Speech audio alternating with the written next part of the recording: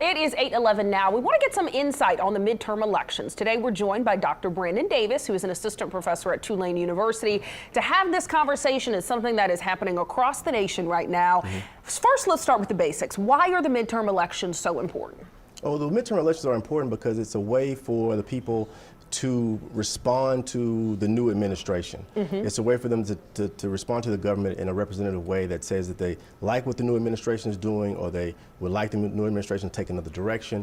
And usually in these midterm elections after presidential election, we see the party out of power usually gain some seats. There's been the tradition. But this election cycle, we don't see a large push towards the opposition party as we usually do. We don't see as large of a shift. Yes. And is that because of Biden's approval ratings? Well, I would think that would be just because of the sign of the times that we're in right now.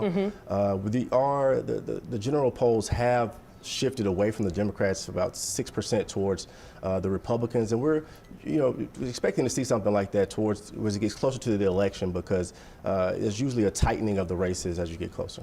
Okay, and of course we watch elections all over the nation. Here in Louisiana, we don't really have any tight races, right? So there's not any here that we're expecting to cause a shift in power.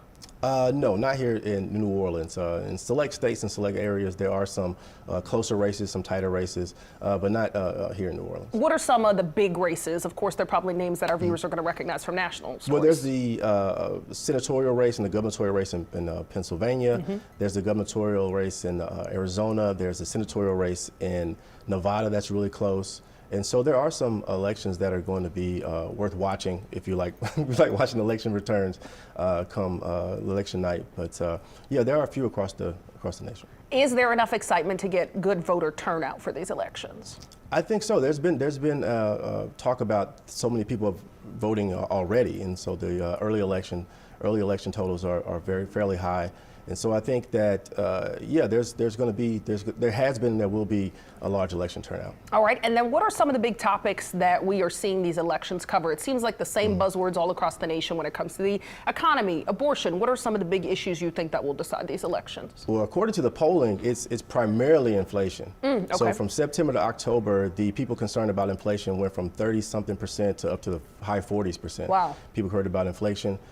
Specifically the price of consumer goods, the price of energy and heating cost, and then after that, the availability of goods. And then, of course, we saw Nancy Pelosi, House Speaker Nancy Pelosi's husband, attacked last week. We've seen responses from both sides, some nasty from the other side. Do you think that will play a role in the elections as we get closer? I think that could play a role in the elections. I think that some people are going to push back because of the kind of violent rhetoric, or the association with violent rhetoric on the political sphere, and that could have a play both ways. Some people could push, in support of, some people can push against, back for. But I do think it will have some effect, probably more of effect in that district, in that area, more of a singular effect as opposed to effect across the nation. Sure. And what about former President Trump's role? We have seen him, of course, campaigning for some candidates, and people have said, well, he's not a candidate now, but this will show how much power he still has. I believe so. I mean, he is still a very popular ticket, and so when he shows up, people show up.